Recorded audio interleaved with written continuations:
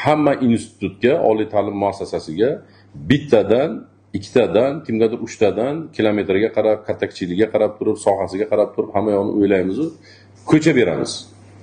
Ko'cha. Mana shu ko'cha falon institutga bo'ladi.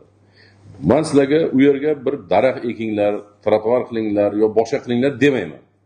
Sizlar o'sha ko'chani egasi bo'lasizlar, o'sha ko'chaga egalik qilasizlar. Qanaqadir o'zlaringizning o'qituvchilaringiz bor, o'zlaringizning o'quvchilaringiz bor. Har kuni ertalab bitta o'quvchi bunday bir aylanib keladi, bir o'qituvchi o'sha yerdan bir piyoda yuradi, foydasi ham bor sog'ligiga.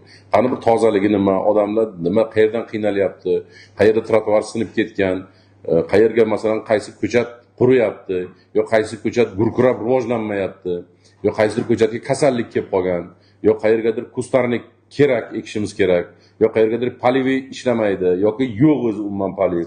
Qayergadir nogironlar uchun imkoniyati yo'q, misol uchun qaysidir nimaga umuman qarab turib nima qilsak yaxshiroq bo'ladi yoki palaparchi ko'chat ekilgan. Bitta ko'chada 4 xil 5 xil aralashtirib tashlab yuborilgan ko'chat misol uchun. Shunaqa bir 1000 xil masala borda.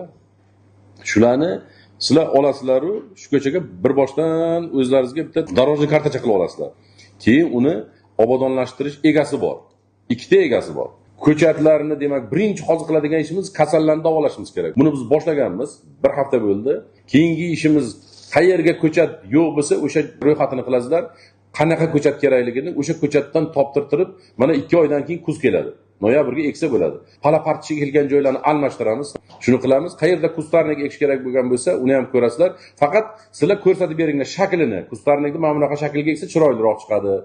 To'g'ridan to'ppa-to'g'ri qilib ekib ketsa ham bo'ladi, lekin ozgina dizayn bersak chiroyli bo'ladi-da.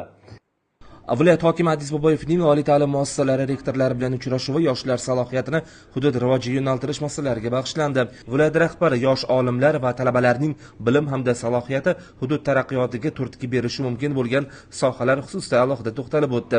Qayd etilganidek, shahar ko'chalarini oliy ta'lim muassasalariga biriktirish tashabbusi ko'kalamzorlashtirish ishlariga yangicha yondashuvni joriy etishga xizmat qiladi.